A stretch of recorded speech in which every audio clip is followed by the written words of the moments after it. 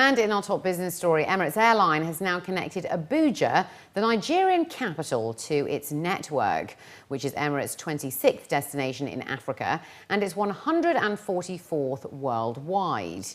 Emirates flight EK785 landed at Abuja's International Airport on August the 1st, marking the start of the airline's daily service to its second destination in Nigeria. Adil Al-Gaith, Emirates Vice President of Commercial Operations for Northern and Western Africa, was quoted as saying that their leisure and business passengers from Nigeria can now better connect to the Middle East, Europe, the United States and Asia via their hub in Dubai. Customers in Abuja can experience the A380 flagship aircraft to 29 destinations around the world, including Beijing, Hong Kong, Mumbai, New York, Jeddah and London. He added that with a fast-growing economy, Nigeria is a key market for Emirates. And today they fly twice daily to Lagos.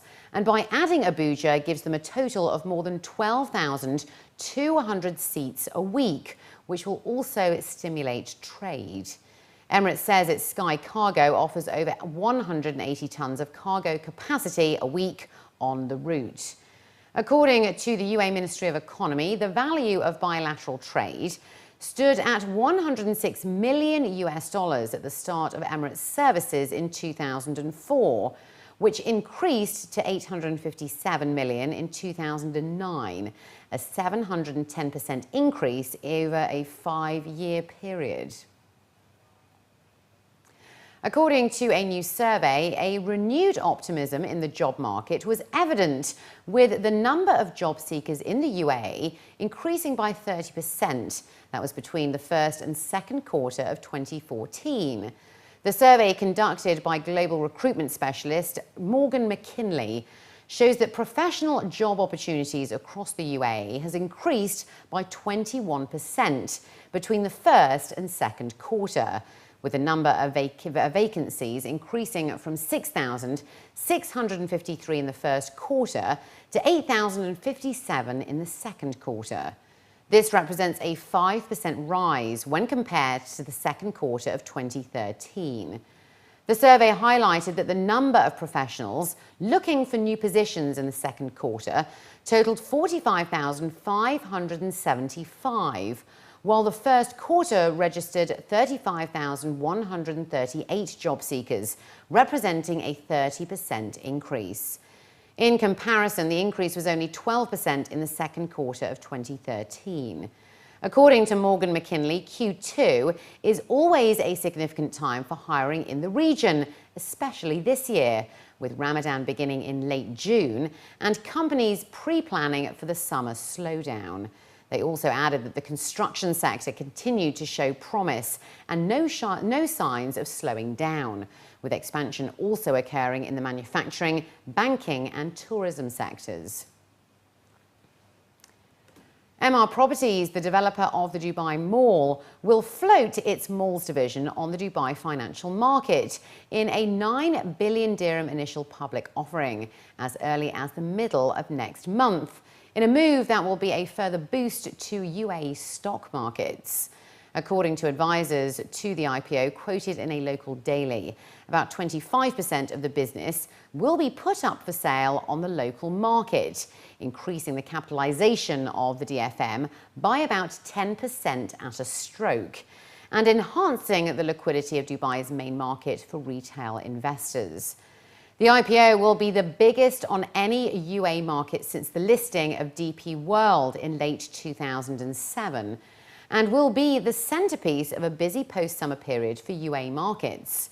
Already, MR's rival property group Damac has pledged to list shares on the DFM in the next few weeks, while Marca, the country's first greenfield IPO, backed by some of the wealthiest investors in the Arabian Gulf, is also scheduled to begin trading then.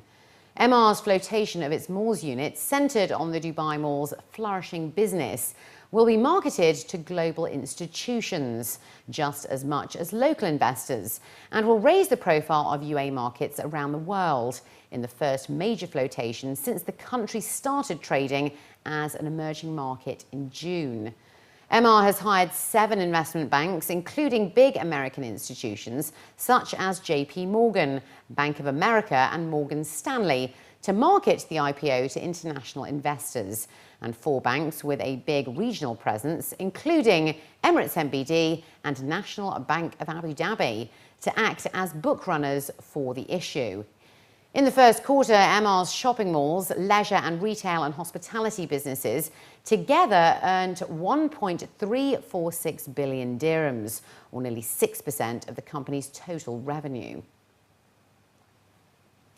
Aldar Properties, Abu Dhabi's largest real estate developer, reported a jump in second quarter net profit today after excluding one-time merger gains in the corresponding period last year. The builder of Abu Dhabi's Formula One race circuit made a quarterly profit of 506 million dirhams, up 168% from 189 million a year earlier. The year earlier figure excluded 1.06 billion dirhams gained from Aldar's state-backed merger with rival Sura Real Estate last year. The number for the second quarter of this year was roughly in line with analysts' forecasts. Mohammed Khalifa Al Mubarak, the chief executive of Aldar Properties, was quoted as saying that the company has seen another robust set of quarterly numbers, reflecting its focused execution as it continues handling over high-quality units at the gate and further reducing its costs of borrowing. Additionally, Aldar stated that it expects to generate a net operating profit of 1.5 billion dirhams in the second half of this year from the handover of residential units and business at its new Yas Mall project, which will open in November.